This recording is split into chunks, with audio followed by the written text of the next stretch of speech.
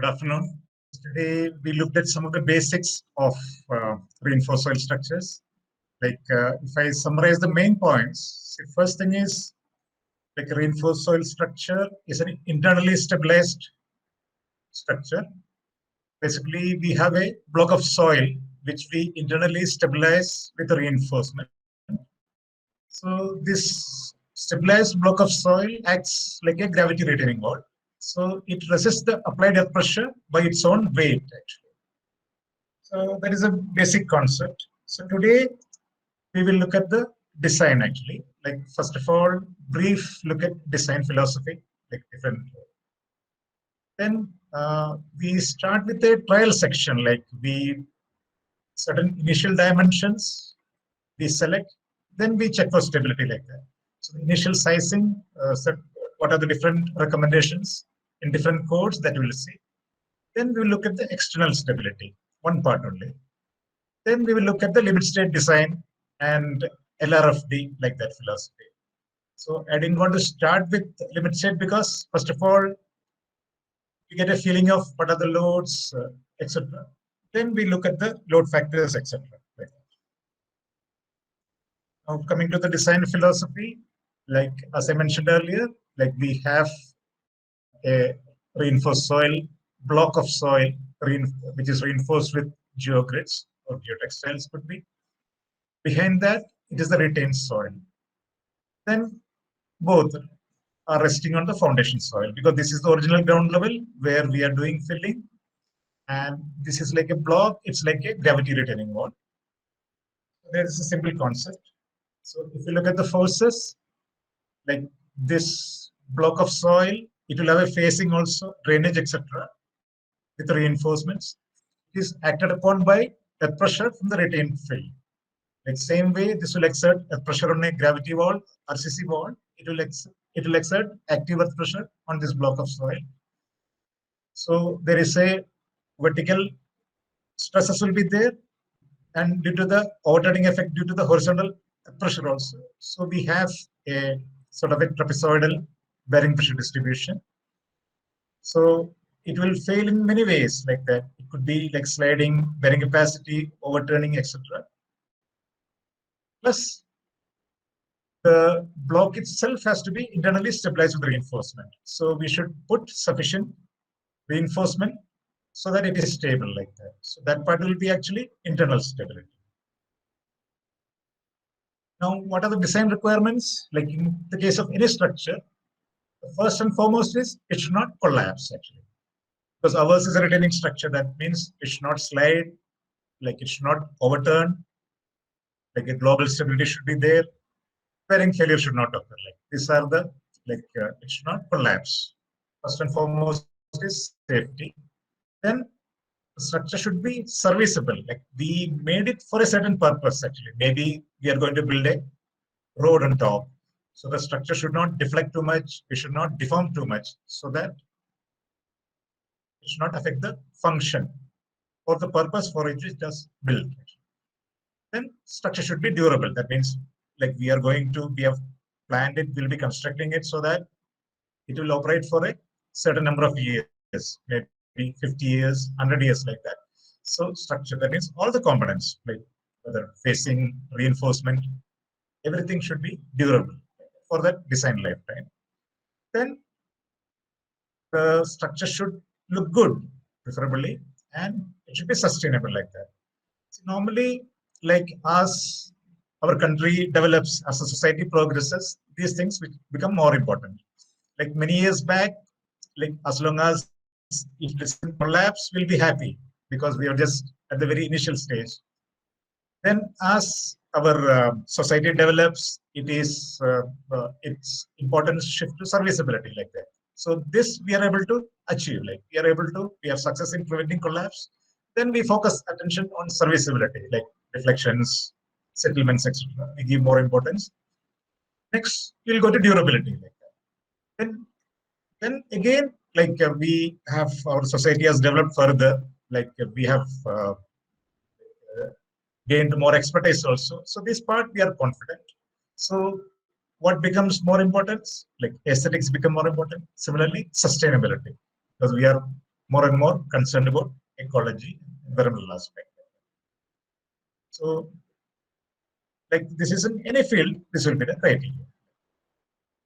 Then, like not only that, structure, if it is designed, it should be constructed like that. So constructability is an issue. Like that sometimes, like if a design is too theoretical, when it comes to the actual construction, we have problems. So we have to make sure it is constructible also.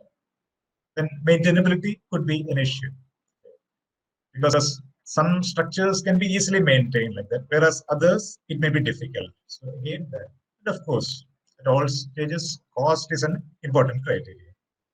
So a good design will meet all these requirements. It will look into all these aspects.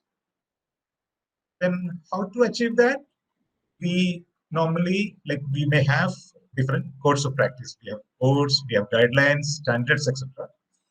Like whenever it's a code of practice, normally there is a legal requirement to abide by the requirements like that. In the case of reinforced soil, earlier we used to design with probably this British standard BS 8006 or like FSWA, AASHTO, etc. Then for specific type of retaining structures, there may be like again different guidelines. Like, block walls, there is a segmental retaining wall guideline. There's a French standard. Now we have an IRC guideline for that. And as Rao sir has mentioned, like BIS is in the process of bringing out a code of practice, which we hope to have it soon. So, like whichever code is applicable, we have to design according to that. And again, codes, they have different approaches. For example, like some codes, they just give the requirements like that. What all, for example, like what should be the factor of safety or what should be the like the serviceability criteria like that. They give requirements only. So how to calculate that or how to achieve this, they may not give.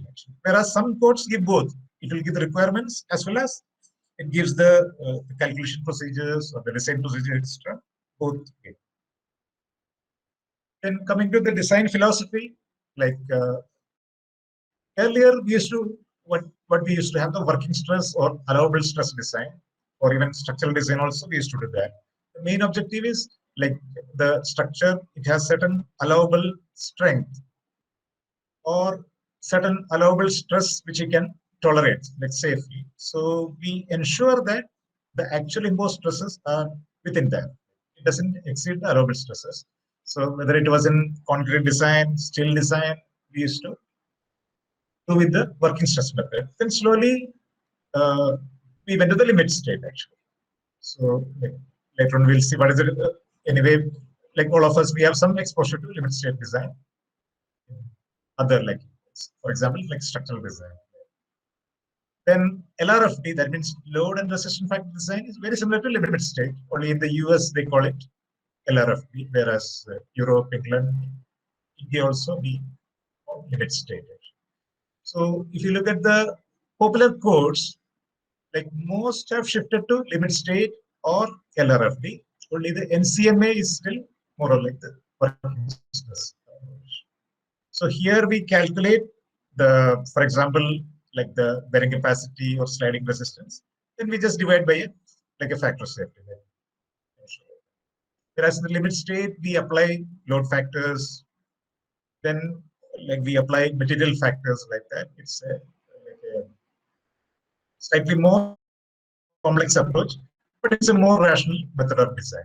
So the BS and the French code and IRC, they are following the limit state approach. Whereas in the US, like the FSWA and AASHTO, they are following the LRFD. And this is very similar, like the philosophy is very similar. And our BIS code, it will be following the LRFD approach. Then the basic, if you look at the calculation procedures, again, there are differences. So one approach is the earth pressure theory approach. Basically, it's a retaining wall. And we have been designing gravity or RCC retaining wall for a long time, actually. And there we use basically the earth pressure approach. We assume either earth pressure rest or wherever sufficient displacement can occur, an active earth pressure, use Coulomb theory or Rankine theory. So the similar approach is followed here also.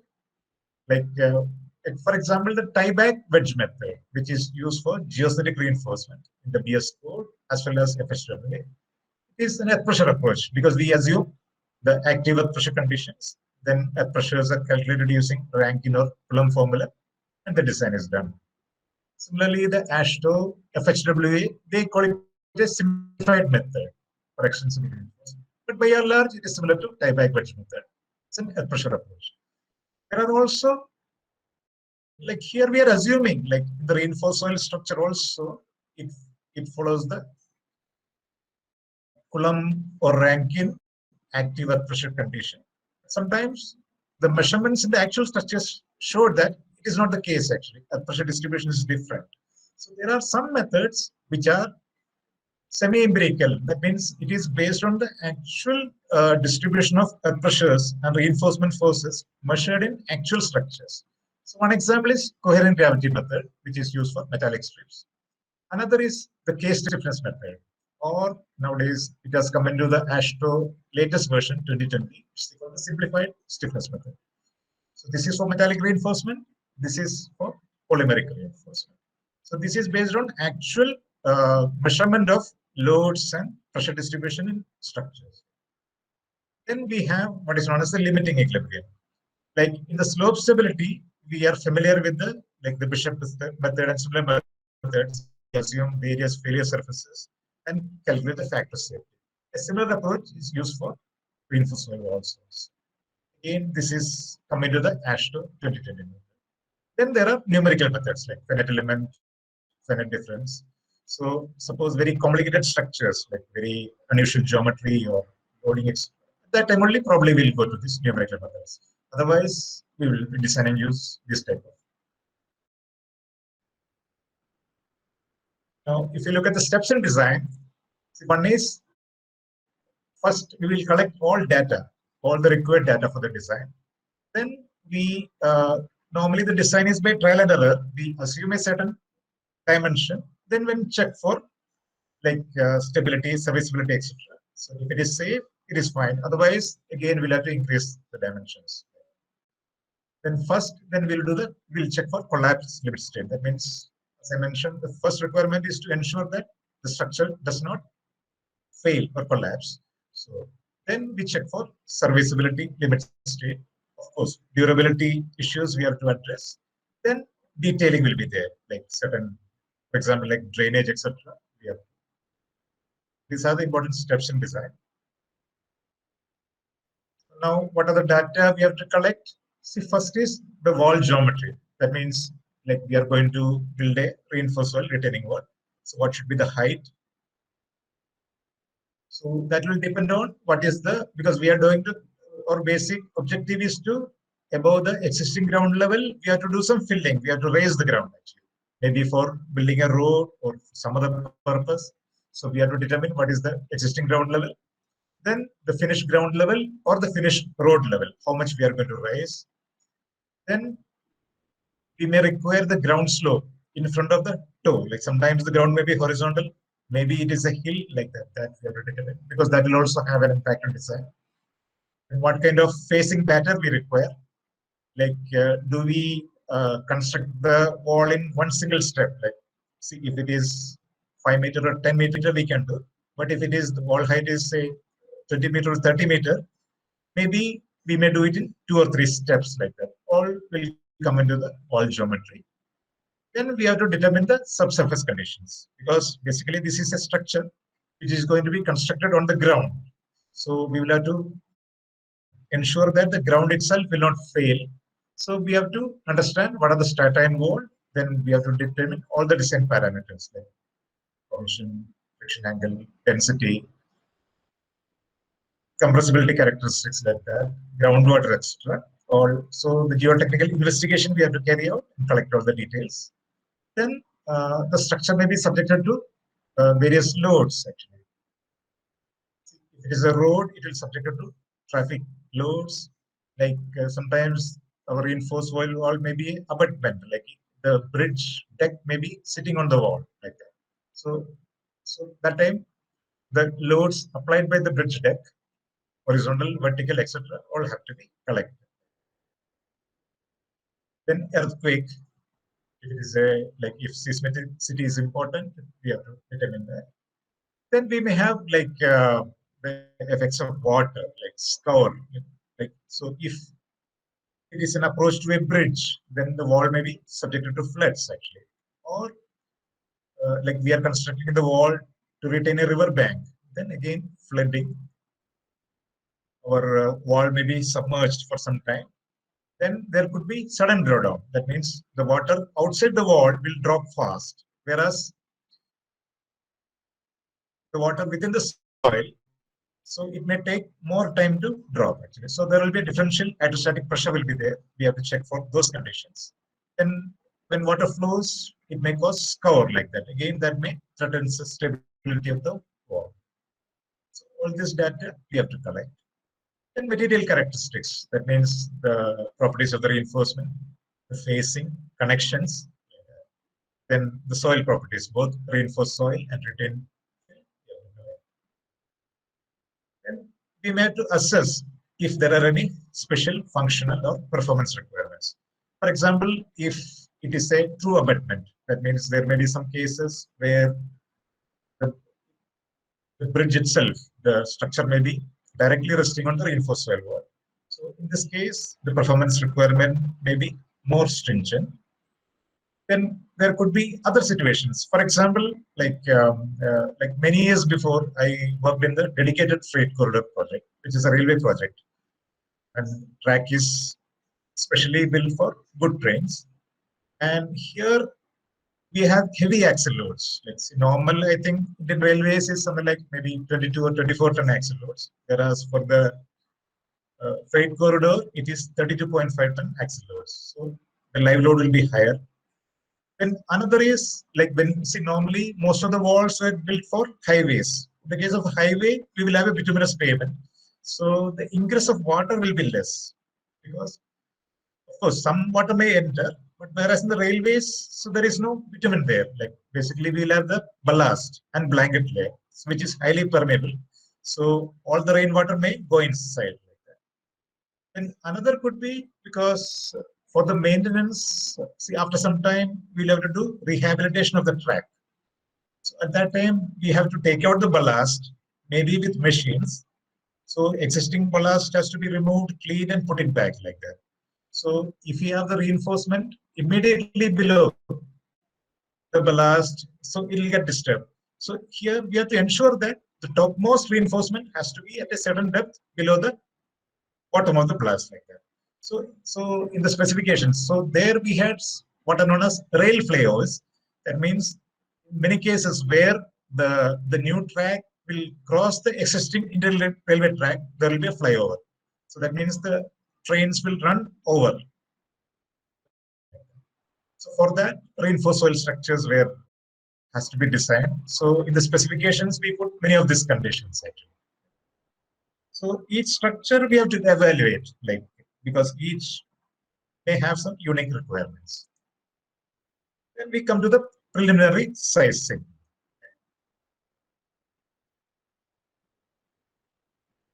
So here we look at three aspects. One is a concept called mechanical height.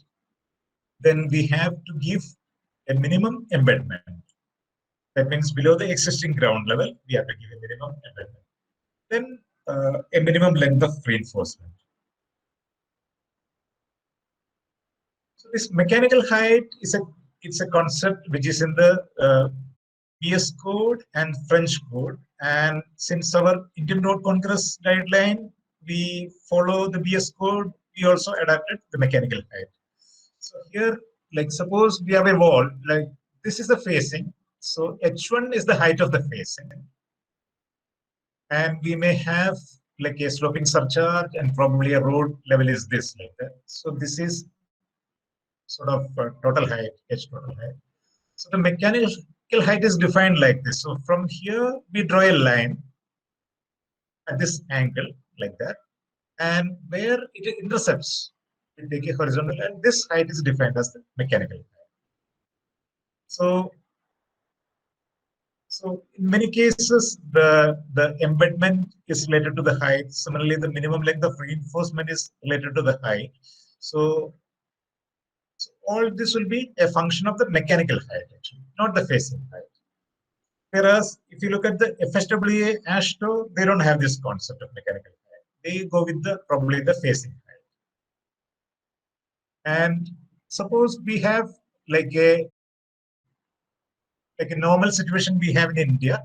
Like suppose we have it is the reinforced soil wall retains an approach embankment. So this is the finished road level, and this we have the crash barrier. So in this case, the mechanical height will be from the bottom. That means the top of the leveling pad to the top of the pavement. Actually, that means up to the finished road level. That is the mechanical height. So either way, we have to calculate the mechanical height. Then the embedment. So that means we know, like in case of any foundation, we know, like we don't put the foundation at the ground level. Always we go a certain depth below the ground level, which is required for various reasons. See, first of all, it is to ensure adequate bearing capacity. So that means, see, normally we know how do we calculate bearing capacity? We have this formula like CNC half gamma B n gamma plus gamma D n Q. So that means gamma D n Q is the term due to the embedment actually. So if you put the foundation at the surface, it will have a certain bearing capacity. But if you provide more embedment, the bearing capacity will be more like that. So first is to ensure adequate bearing capacity. Second is ground slope. See, if the ground is sloping, like we know, like if you put the foundation at the surface, we'll have problem actually.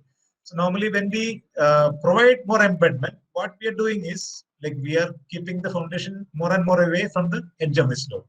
For example, if I put this footing here, this is the distance from the edge of the slope. If I put more embedment, I am actually keeping my structure more and more away from the slope actually. That means I'm making it more stable. Again, some codes have a requirement, like for example, BS says like there should be like a 1 meter offset. Below that, we have to consider the embedment. So that means we go 1 meter horizontally, and embedment has to be measured with respect to that line. Whereas in the FSWA, it is minimum 1 point. Third is cover and erosion. So like we know when rainfall or some water flows, there will be some cover like that. So probably we'll have to estimate that risk, and we have to put our foundation below the estimated depth of cover. And this is of course more important when we are putting it next to a stream or a river. Then zone of seasonal moisture variations. Like in India, we have a lot of areas, this expansive soils. And we know during rainy season, when the soil becomes saturated, it will become swell. So that means the ground swells, and if it is a light structure, it may get lifted up. Similarly, during the dry season, the soil dries and it shrinks, then our structure settles. So preferably, wherever like it is expansive soil and the stresses imposed by the structure are not sufficient to resist the swelling pressure, we may have to go below the zone of seasonal moisture variations. Similarly, wherever we have cold climate, maybe in Kashmir or other areas, like we know during the winter, the groundwater may freeze. Again, it will swell. So ideally, the foundation should be below the depth of frost penetration. And if you recall, the BS 8006 actually gives the minimum embedment depth of 0.45 meters. This is based on depth of frost penetration. That means probably in UK and France, etc., up to 0.45, the water may freeze. Actually. So if you put your structure below that, we are safe. Then if there are some drainage ditches like that, some open drains are there, probably we'll have to put the foundation below that. And another could be future excavations. So like if you know there is a probability that someone may come and dig here in the future, maybe it is safer to put our foundation below that. So depending, the actual embedment has to be determined based on all these factors actually. Whereas the code recommends certain minimum embedment. So if our reinforced soil wall is on level ground, reasonably level ground. These are the criteria. Like if we go by the Ministry of Road Transport and Highways, it is minimum 1 meter. So any highway structure in India, presently, we have to provide this much embankment because this is the requirement of the MORTH guideline. Whereas our IRC guideline, it is H by 20. H is the height. So in this case, it will be the mechanical height actually, divided by 20 or 0.6 meters, whichever is more we have to provide. BS again, H by 20. Then it has three criteria. One related to the bearing pressure. That means, suppose we have a certain height, then we have to calculate the bearing pressure. Then we have to apply this criteria, ensure that the embedment satisfy that. So it may require like 1 or 2 iterations, we have to say. Or minimum 450 mm. This I mentioned mainly from the frost penetration criteria. French code also more or less same. Then FHWA again H by 20 or 0.6 meter. So our IRC has come from there. Whereas NCMA, so this is actually a National Concrete Masonry Association, which is used for private structures. Like if you are building a house or like you want to make a landscaping, so the risk is less actually. It is not supporting a road, major road, or a like a bridge approach. It is so even if it like normally the conditions are less stringent. So minimum H by 20 or 150 mm. Then if it is on sloping ground, we have to be give more embedment actually. So as I mentioned earlier, like the idea is to keep our structure away from the slope phase. Like so again, it's related to the slope angle. So if it is horizontal ground, is H by 20. But if it is a bridge abutment, we have to be more careful. Then it is H by 10. So if it is 18 degree slope, H by 10. See, like from H20, it has increased to H by 10. So as the ground becomes steeper and steeper, our embedment has to be more and more. Next is the minimum length of reinforcement. So there are again, the codes give the recommendations. And again, remember, these are the minimum length actually. We start with this length, then again, we'll have to check for stability. Like if it is required, we have to give more. So most of the codes they give like 0.7 times height. That is the minimum reinforcement length. And there is an absolute minimum, like 3 meter. That means if my height is 3 meter, 0.7 times into 3 will be 2.1. But still I have to give minimum 3 meter. If you go with FHWA, American practice, it is slides. Instead of 3, we can give 2.5. Whereas NCMA is 0.6H and 1 point. So that means these structures are less critical like that. So like see, they want to make it more economical. So the requirements are less stringent. Then we may wonder why we are giving 0.7H. So if you go to the FHWA guideline, we will find this curve. Actually, this gives relative displacement. That means the horizontal displacement. So when you construct the reinforced soil wall, like we will be filling soil in layers, we'll be compacting it. So during that process, it will undergo certain horizontal displacement. So people have measured actually by monitoring actual structures being constructed. They have collected the data, and this is actually the L by H. That means the L by H ratio, the length of reinforcement by the height of the wall. We see from 0.5 and etc. This is relative displacement. It is related to the height of the structure. So, like it shows, like if it is inextensible, it is H by 250 into delta R. So suppose my the L by H ratio is only 0.5, it will be something like 1. Our delta R will be 1.5. So the horizontal displacement will be 1.5 into H by 250 for inextensible reinforcement, for metallic reinforcement. But for extensible reinforcement, for example, like polymeric, it will be 1.5 into H by 75. That will be displacement will be much more. But if we give LBH ratio of 1, see, instead of 1.5, it becomes roughly 0.75. So if you look at here, see, if the reinforcement length is less than 0.7 times h, there is a drastic increase in displacements. Probably it could be one of the reasons. I am not sure. Maybe like the reason for having minimum at least 0.7 times the height as the minimum length of reinforcement. Then the BS code gives see, most cases we'll try to give uniform length of reinforcement like that. But in some cases it allows. See, one is the trapezoidal section. Here we can see at the bottom we have less reinforcement length, whereas here we have more. So it gives the criteria also. See, L1 will be 0.7 times height or 3 meter. That is our standard requirement.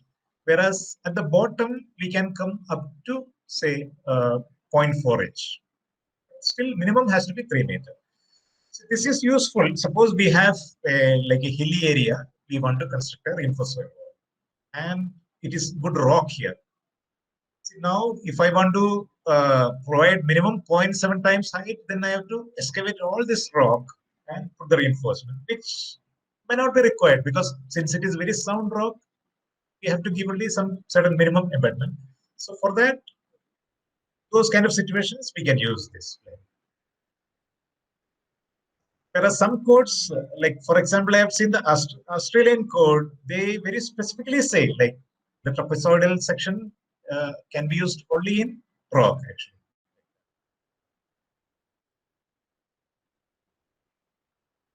And again, we can see here like different zones, certain criteria has to be satisfied. Like directly, like suppose I have here straight away, I cannot go like this. There cannot be an abrupt variation in the reinforcement length. So it has to be gradually, we have to manage that.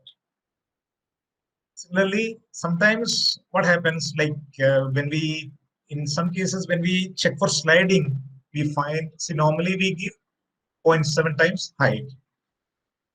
This may be the case actually, but when we check for sliding, etc., we find it's not enough. Or when we check the bearing capacity, we find it's not enough. We'll have to increase. So those kind of certain cases, we'll have like this bottom length may be more. So again, we have to this transition has to be smooth. Like abruptly, we cannot change the lengths. Actually, one basic idea is the like we told the reinforced soil block has to be a coherent mass actually. So it has to behave as a coherent block of soil. So that means like if you have different reinforcement lengths, the zone has to be gradually like the change in length has to be gradual.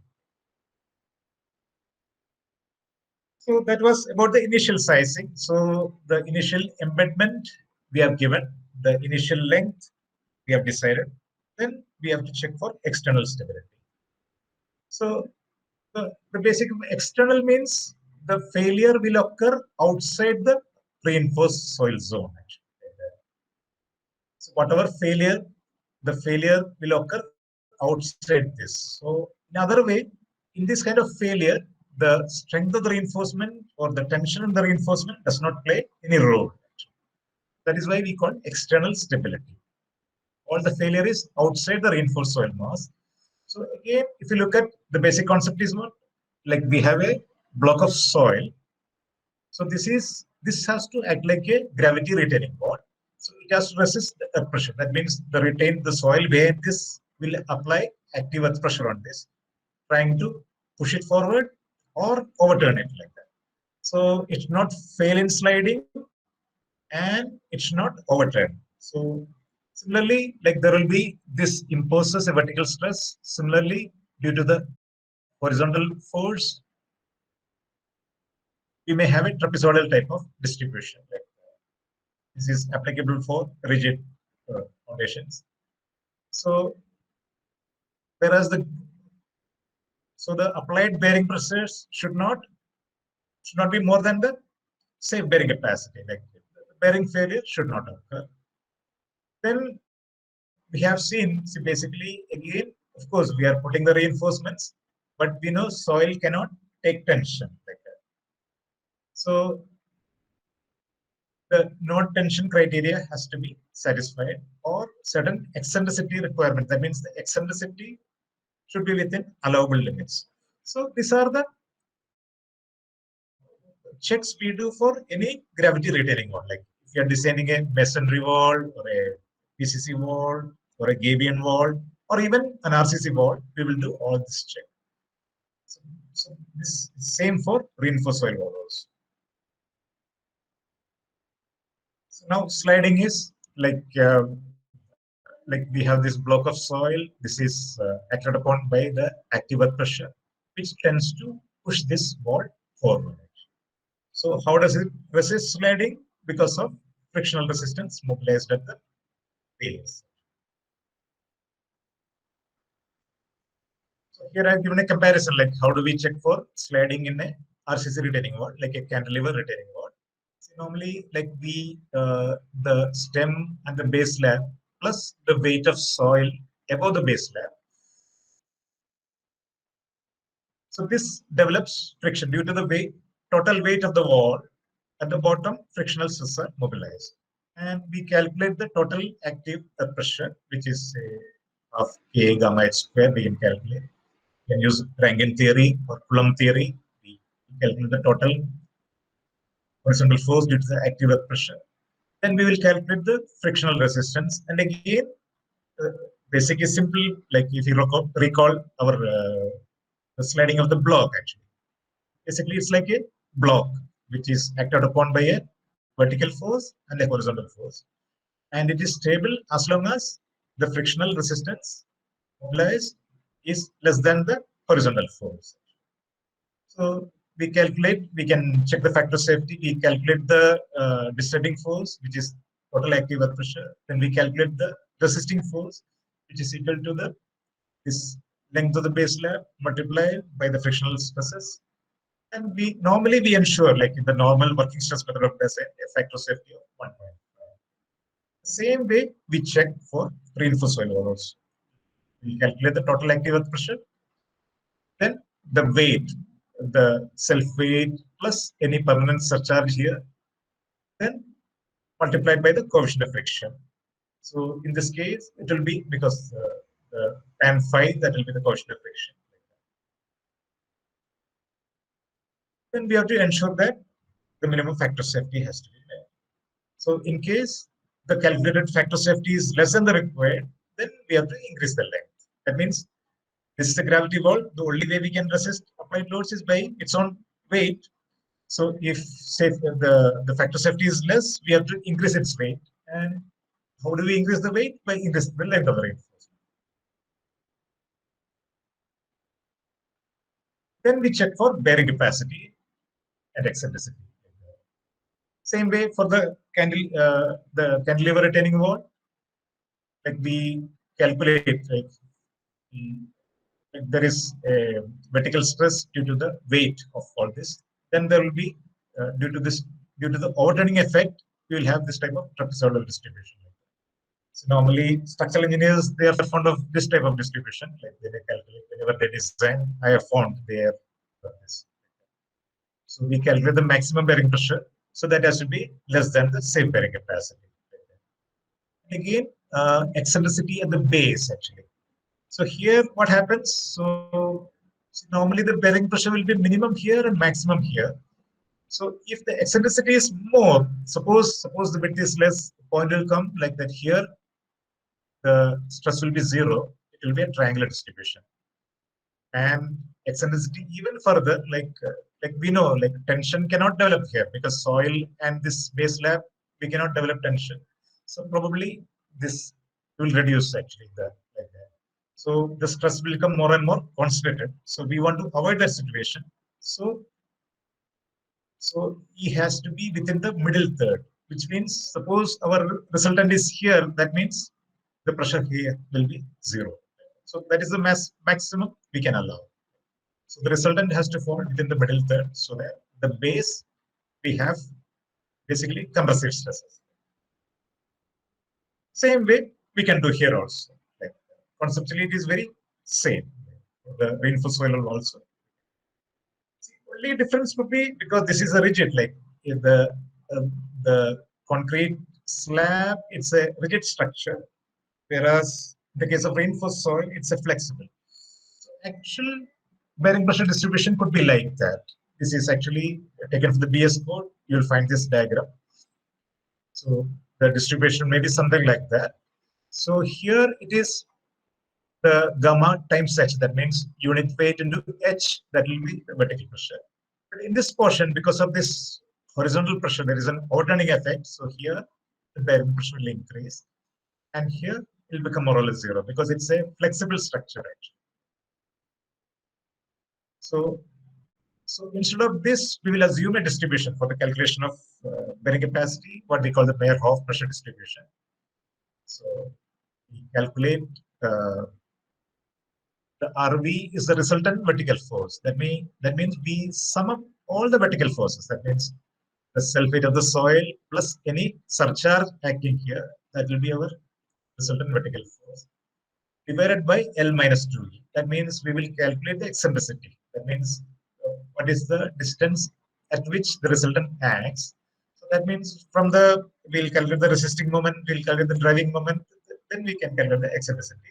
So RB by L minus 2E, that will be the equivalent uniform Meyerhof pressure. So this is the bearing pressure we can calculate. Then we calculate the ultimate bearing capacity. So this, because we already the foundation strata geotechnical investigations we have done, so we know the parameters of the soil. So we use this bearing capacity formula. So here, what is our foundation width? Again, it will be actually L is our reinforcement length, but our effective foundation width will be L minus 2E. So when we calculate the ultimate bearing capacity also, we have to use L minus 2E. Then we have to ensure that there is a factor of safety. Again, if you find factor safety is less, what do we do? See, one option is like normally if it is a footing, what do we do?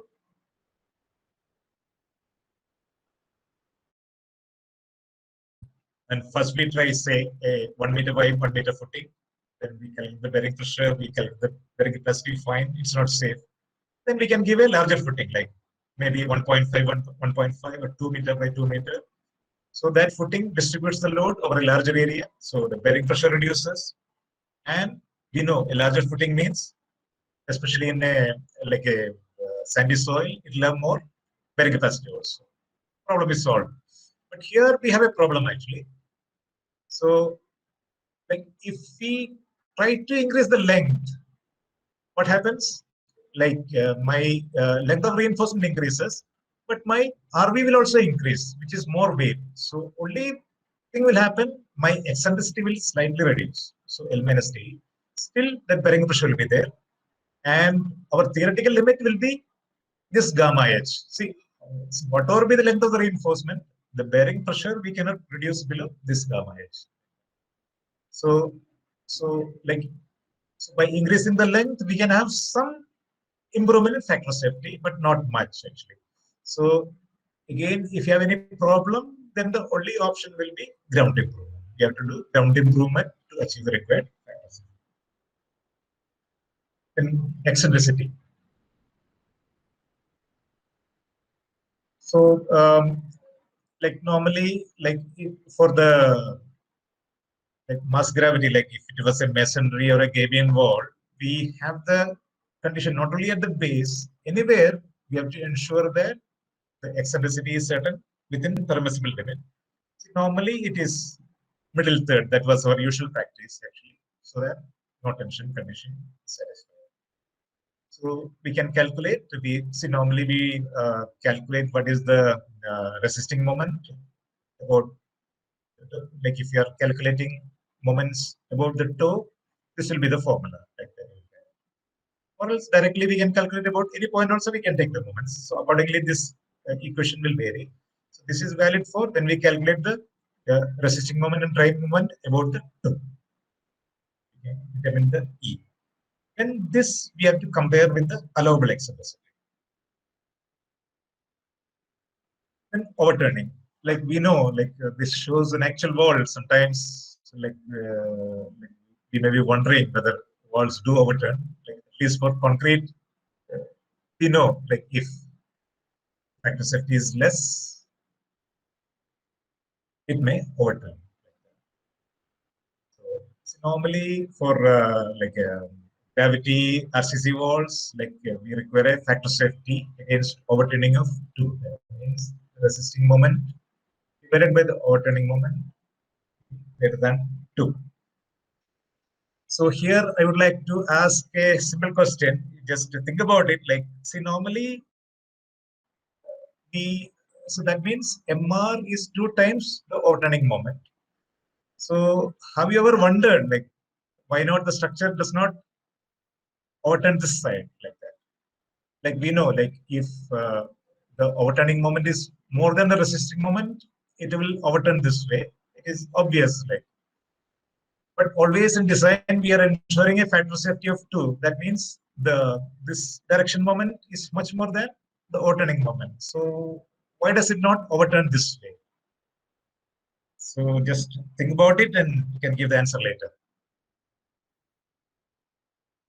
So as I've shown the earlier side, the rigid structures you can overturn, but sometimes it's difficult to visualize how like we know we call the reinforced soil mass as a coherent mass, but still it's not rigid like that. So it is a little bit difficult to visualize an overturning of a block like this, reinforced soil block like this. So different codes have different requirements, because normally what happens, the design procedure for reinforced soil wall has evolved from the design procedures for other conventional structures. So for external stability, we were doing the same check as for the other cases.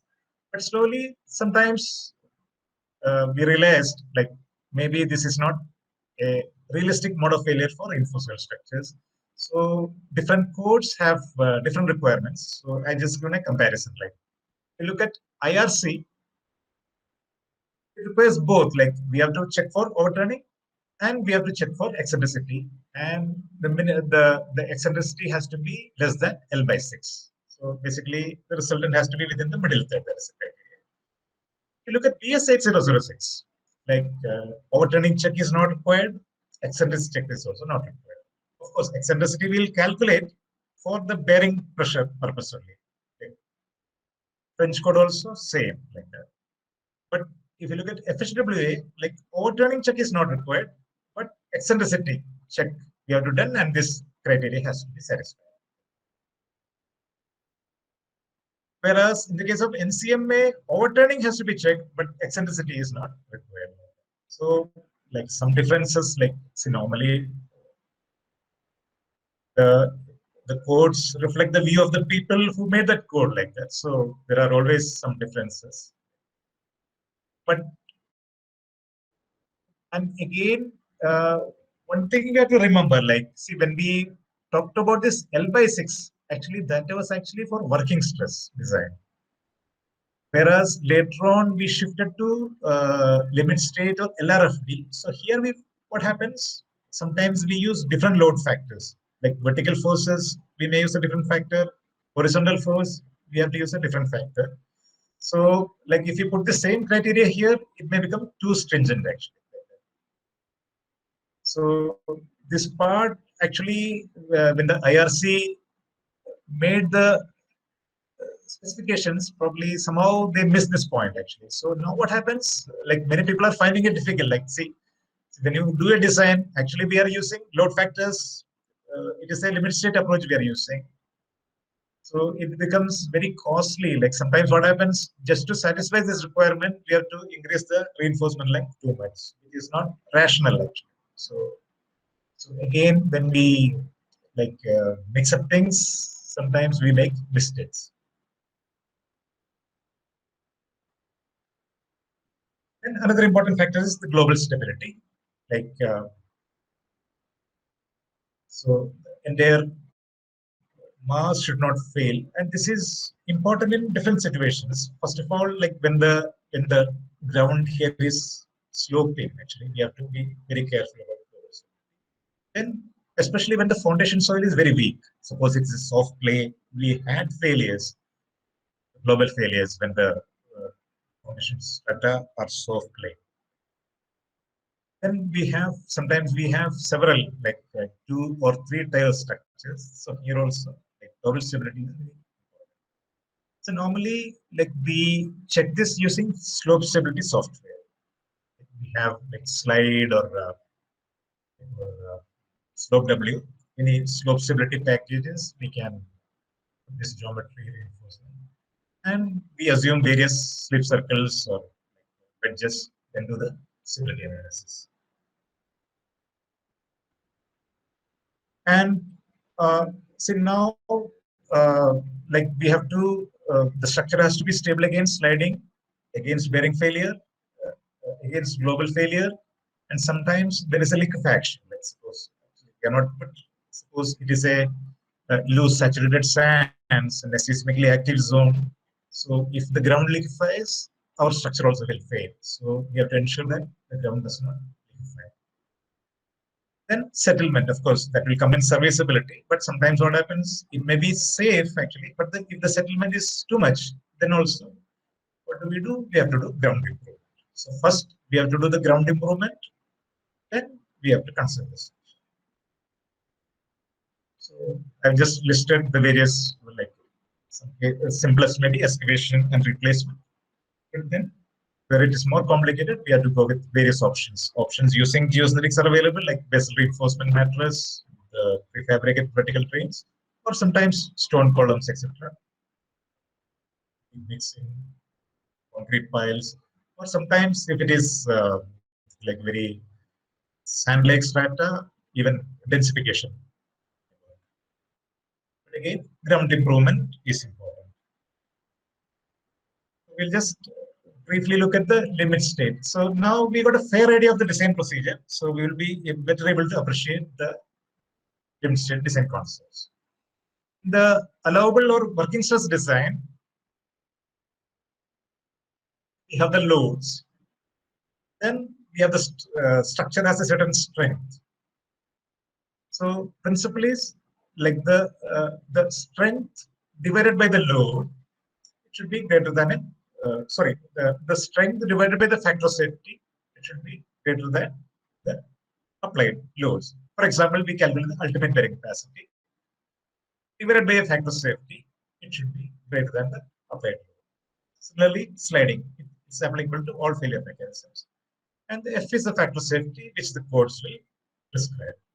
So here the factor of safety accounts for all this variability in load, variability in strength, uncertainties in design methods, and even consequence of failure. So one single factor of safety in which all these uncertainties, risks are lumped. So it is simple, but then not very efficient because variability in different loads may vary actually like that. So because of these limitations, we go for the limit state design. So a limit state is a condition like beyond which the structure is like it's no longer it fulfills the relevant design criteria. So it would be like ultimate or collapse limit state. That means the structure itself fails, it collapses like that. For example, like sliding, bearing capacity, overturning, etc. All are collapse limit states. Structure collapses like that. Then there are serviceability limit states. That means structure is stable, it doesn't collapse. But then if it settles too much, or in the case of the facing, it bulges too much, or if it vibrates too much like that, then it is not good for the purpose for which it's built. Like it's not good enough to satisfy the function. So serviceability limit state, then durability. Like it is safe, is serviceable, but if it collapses, like if things corrode or degrades after 5 or 10 years, then it's not okay. So it should meet the durability also. So see, normally then the design ensures that the limit state is not reached. So here, like how do we handle uncertainty? Like there could be the loads will vary, like the traffic live load, there'll be variation, even the density of the soil. Like we don't know exactly, always there'll be variation. to account for that, we use partial load factors. And depending on the degree of uncertainty, we can use different partial load factors. So if the loads are very variable, we use a higher factor. But for example, live loads. Actually. But if the loads vary don't much, for example, the unit weight of soil, there will be some variation, but we know like there will not be that much. We can use a lower partial factor. Similarly, uncertainty in strength of resistance, we use material factors. So material properties, then variability in construction, even sometimes the model uncertainty. For example, like we have assumed like Coulomb's theory, like active work pressure, but we are not sure like what is actually. So all these uncertainties are there. Then consequences of failure. So if it is a critical structure fails, the consequence will be much more severe. But if the structure was not that important, even if it fails, the risk is much less.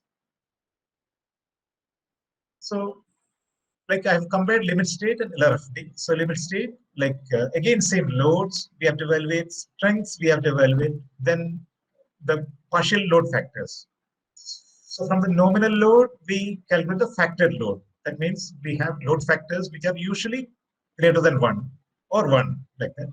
So loads will be multiplied by the load factor. So we get the factored load.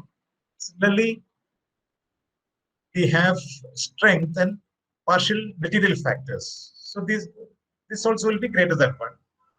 Then the strength will be reduced by dividing by the partial material factor. Then there is a partial factor for consequences or ramifications of failure. So the strength we calculate, then we divide it by the ramifications factor and partial material factor. So that means we'll get the factored strength, which will be less than the nominal strength.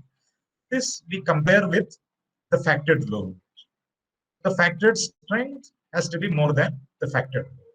So then the design is safe. So LRFD basically same, only slight difference. Similarly, load resistance, we call load factor, is more than 1. So instead of material factor, they call resistance factor. And actually, these factors are less than 1 actually. Then, like we have a capacity or strength. This is calculated by multiplying the resistance with the resistance factor. So please remember the resistance factor is less than 1. So the capacity is like our factored strength, whereas demand is the actual load actually. So the loads multiplied by the load factor, we get the demand. Then we calculate the capacity demand ratio, the capacity divided by demand, so that has to be more than 1. Then our design is safe. Then we have different load combinations, like the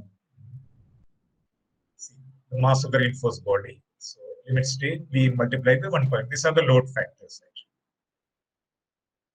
Then we have different load combinations. Like suppose I check for sliding for this, here, this weight of this, any sloping substrate here, any live load, dead load here, all are multiplied by the same load factor 1.5. So this will give me the maximum bearing stress as well as the maximum reinforced tension. That means when we go to internal stability with that. So this will be critical for bearing pressure and tension like that. But if I want to check for sliding, see normally what happens? The weight actually resists sliding. So here I use a load factor of 1. So suppose what happens? If the weight is much less than what I had calculated, so I have to account for it pushes it forward. This is the driving force. So here I use a load factor of 1.5. So I maximize the disturbing forces, minimize the resisting forces. So this particular load combination that is critical for sliding along the base, internal sliding, reinforcement load, etc. So there are different load combinations. So we are actually capturing to various possibilities, which is the worst combination of loads. It's a structural experience. So that way, the code gives different combinations with the different sets of load factors, and we have to check for that. The combination C is for serviceability. Then again, in the code, like when we do an actual design, we will see like each time gives partial material factors and safety factors. For sliding, it is 1.3, load 1.3. ultimate equilibrium capacity 1.35. Remember, like already the loads we have multiplied by 1.5 and the strength we are reducing by 1.35. So overall, we can say it is about factor safety of 2, like because loads we are multiplying by 1.5, then the ultimate bearing capacity we are reducing, dividing by 1.35. So overall, in a crude sense, we can say there is overall factor safety about 2. That means 1.3. Similarly, AASHTO, the load combinations are there, and it is slightly different. Here you can see the load factors may be slightly different. Then they have this is the strength limit state. Then extreme event 1, like, which is actually for the earthquake condition. Because earthquake is extreme event. It's not that every day we have, like once in a while we may have that condition. Similarly, CT is a vehicle impact. Like, on top of the reinforced soil wall, there may be a crash barrier. Suppose a truck comes and hits that. So that is again an extreme limit state. So here, like we may be designing for everyday situations, we have to have more factor safety. Whereas if it is a once in a while situation, we can allow less factor safety. So that is the idea. Similarly, like different load factors. So like the BS actually it was everything was more or less 1.5, whereas here self weight is only 1.35. But shown, but somewhere like traffic load, it could be even higher, like 1.75. So different codes have slightly different recommendations. So the resistance factors, like depending on our quality of data, also slightly different we can assume. So that is the advantages of the limit state of LRFD. Depending on the variability, depending on the risk, depending on the quality of the parameters, we can choose the partial factors. So in a more rational design. Just to recap, like we have just looked at the basic design methods, then looked at the basic design steps in an actual design. Then we looked at the initial sizing, that means the depth of the embedment, then the minimum length of the reinforcement, and the concept of mechanical height. Then we looked at external stability, that means sliding, overturning, eccentricity, bearing, which is similar, very similar to what we do for conventional retaining structures. And we briefly looked at the concept of limit state and LRF. With this, I will conclude.